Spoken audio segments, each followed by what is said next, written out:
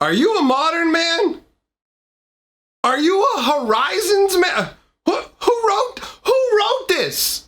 There's nothing on the paper. Am I going crazy?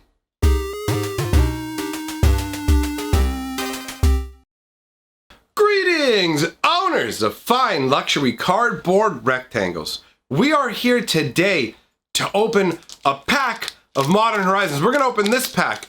Well, I mean, not really this pack. This is a clever... I'm about to pull back the curtain. I guess that's pulling the curtain aside. I'm about to pull back the curtain and let you know a secret, a little secret about YouTube content creation.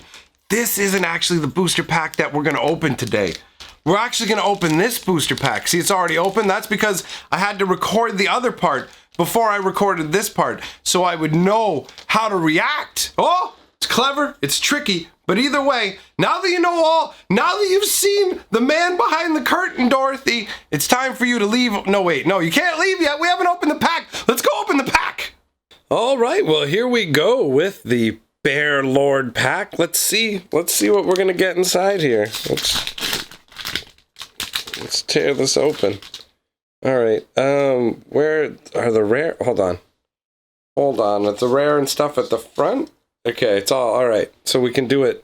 We can do it this way. This is the first pack I had opening of this, so I need to figure out where everything is. So we are going to go through this card by card and enjoy the flavor. So we've got Trustworthy Scout starting out with here. So let's take a look at this. All right. This is one of the ones I remember. I remember when I went through the spoiler. I looked at some of the stuff and went, all right. I mean, this artwork is okay. It doesn't really do that much for me, truthfully. It's like, okay, yeah, I mean, it's 1 white, 1 colorless for a 2/2 human scout, and you can exile it from your graveyard to search your library for another card named Trustworthy Scout. So I guess when the scouts are gone, they somehow, I don't know. The flavor of this one's a little, whatever. It's not a terribly exciting card to me. Boom. All right.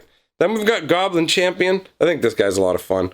1 red for a 0/1 with haste and exalted. I like the idea behind it where it's like the stories about him are very exaggerated. So you'd look at this and be like, look at, he slew the dragon. But more than likely it's just like, no, he maybe like a hero and this dragon fought and they both got ended, and this goblin came along and picked up his shield and his sword and just posed on the body like, I did this. All right, after that, try not to knock the camera. We got Fairy Seer. This artwork's funky, man. Honestly, you've got the fairy itself with the crazy like peacock eyes for wings. It's got that blue feel to the art. I like this. This card's pretty cool. The flavor all ties together, you know?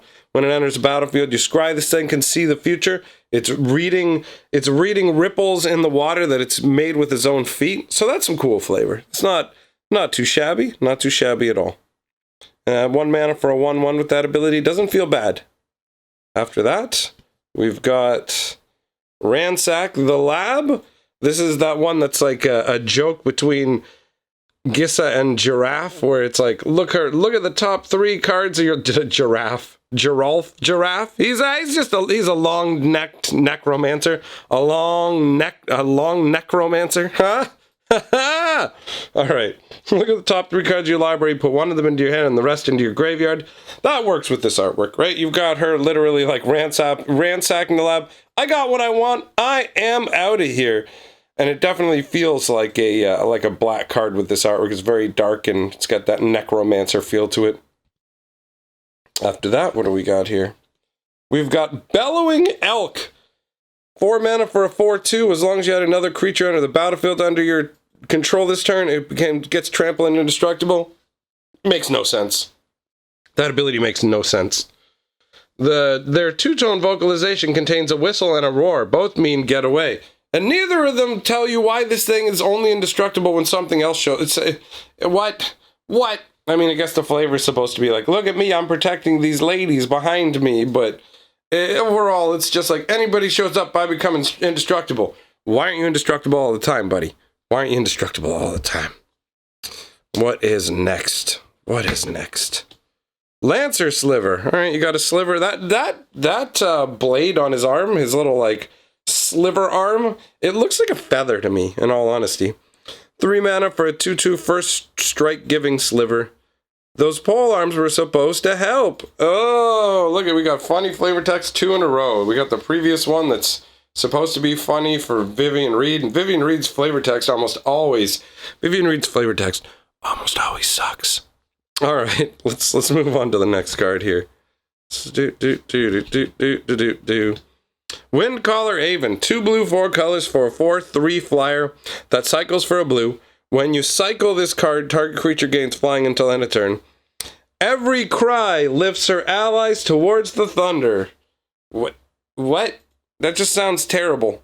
Honestly, when you're like, I'm going to send you towards the thunder. No, don't. It's okay. I'm down here. Don't send me up towards the storm. Nope, I'm doing it. The artwork's really good, though, in all honesty, on this card. This Aven looks awesome. And having a staff that looks like it's made out of a lightning bolt is really, really cool. So overall, the flavor on this card is fun. The flavor text, could be better. But the flavor on the card is a lot of fun. After that, we have Pyrophobia. I remember the flavor text of this card annoying me. 1 red, 1 colorless. Pyrophobia deals 3 damage to target creature. Cowards can't block this turn.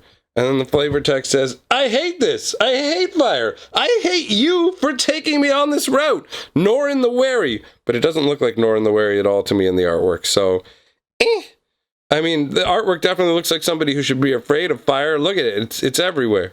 This definitely looks like artwork that was originally meant to be like a creature destruction spell that was like just showing a creature happening to be destroyed. This was never meant to be Norrin the Wary, and you can tell because it doesn't look like him.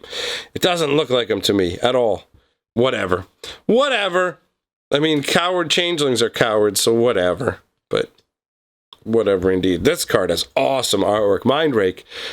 1 black, 2 colors. Target player discards 2 cards. It's got Overload for a black and a colorless, so you can hit everybody with it instead if you want.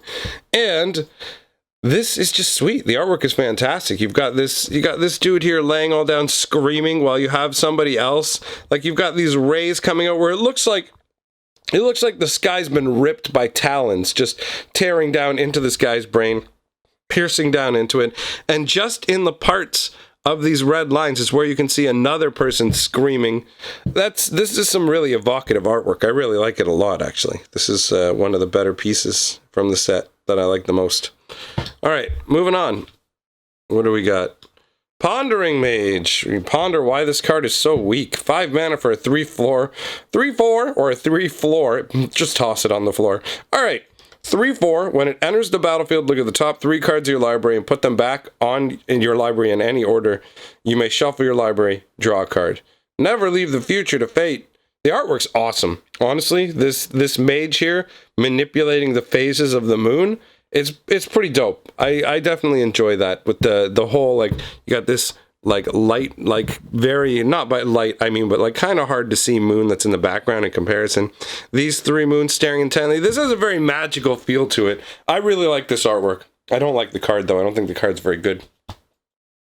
After that, we have Fact or Fiction. 1 blue, 3 colorless. This is the reprint from Invasion, actually. Reveal the top 5 cards of your library. An opponent separates those cards into 2 piles. Put 1 pile into your hand and the other into your graveyard. I like the fact that you have 1 hand with 2 cards in it and 1 hand with 3 cards in it. This is what he's chosen to give up. This is what he's chosen to cap. So you have 5 objects. I like the way they do that. And in a lot of cases, you're going to see that your opponent will split them into 3 and 2 piles, where they'll basically be like, all right, these 3 over here, the weaker 3, and then like basically just trying to spread it out in a way where you have to go, oh, what kind of choice do I want to make here? I like this card. The artwork is not too shabby. I like the fact that these are represented that way, and the glow in the hood's a little bit confusing because it's kind of like, what is, I don't know about that, but whatever. Whatever, it's just Jace in his robes making his face glow for the kids. I'm a glowworm, kiddies! Alright, what do we have next? It's funny because there's an art card in here or whatever that has like a white back, so it makes it look like, when you have the black edges around here, the white makes it look like, oh wait, is there actually like damage to a card? Splicer's Skill. This is the 1 white, 2 colorless sorcery that makes a 3/3 golem, and you can splice onto an instant or sorcery for 4 mana. It's all right. I mean, the The artwork shows, I don't know exactly what's going on here. Some kind of Phyrexian, I guess, doing some splicing. You know, what are you doing? I'm just doing some splicing, yo. Every day I'm splicing it. You know how it goes, just that splice and grind. I don't see nothing wrong with a little splice and grind. Then we've got Soul Herder. Oh, this artwork is incredible. 1 white, 1 blue, 1 colorless. It's a 1/1 creature. Whenever a creature is exiled from the battlefield, put a +1/+1 counter on him. And at the beginning of your end step, you may exile another target creature you control, then return that card to the battlefield under its owner's control. So this is pretty cool, honestly. This is a really cool card with actually really cool artwork. The artwork on this is amazing. You have a being whose head is the morning sun and whose cloak is actually night. You can see stars and stuff in that. And you can see these people running away from its crazy skeletal body. This is some really awesome artwork. It feels almost like something you would see and it feels kind of biblical to me a bit. I like it a lot. Moving on. What do we got next? Oh, here we are. Here's the rare Lightning Skelemental, the step up from Ball Lightning. 1 black and 2 red. For a 6/1 trample haste, whenever he deals combat damage to a player, that player discards 2 cards. So it's like a blightning. It's like a blightning slapped on to a ball lightning kind of thing. I like it. And at the beginning of your end step, you have to sacrifice it, obviously, because it's too powerful to keep around. But look at that. Imagine that barreling down on you. Electrified like bones and sticks. Just like I don't know. It's pretty intense looking, in all honesty. I'm not sure exactly what the hell it's supposed to be, but man, it's got a lot of menace to it. It's got a whole lot of menace going on there. This is not a bad card at all. This is King Cube worthy, my friends. King Cube worthy indeed. All right, and what do we have here? Here's the snow-covered island, looking not too shabby. Looks like it's made out of swirly toothpaste there. And the art card, let's take a look at these. Oh, all right. You know what, honestly, I have to say, I have a few of other of these art cards here that I picked up when I was at the game store. And they look fantastic. Honestly, I really like these. Since I'm someone who enjoys the art so much, these are nice. So that's pretty cool, man. You got yourself the shadowy ninja with crazy claws up on the rooftop. Wasn't this the guy who's supposed to be like stealthy and hidden? I'm pretty sure I made fun of that, but these art cards actually look pretty nice, truthfully. I mean, I don't feel like they really justify the cost increase on the packs, but still they're nice. And what do we have here? We have oh, is it a foil? Yeah, okay, it's a foil elephant token. There you can see a 3/3 elephant with green power coming out of his eyes. He's foil, so that's the first foil token I've seen from the set. And I mean, it's all good. The card quality does not seem to be terrible. So there's that. All right, well, let's hand it back over to the version of me where I'm on the screen. Okay, so we've seen what's inside this pack. See, it's the trick. It's the illusion of the internet. I actually recorded this and the beginning part all in one go. Now you need everything. Nope. Now you know everything that you need to be a YouTuber. So go out there and make me and your mother proud, okay? Speaking of people who make me proud, I'm gonna roll the golden scroll. These are the people at my back on Patreon or through the members of channelship style. Yeah, that's it, whatever that means. Just pay attention, sort that all out, and then become one. I don't care if it's nonsensical. You're not paying me to make sense. In fact, you're not paying me at all, statistically. So, I'll get out.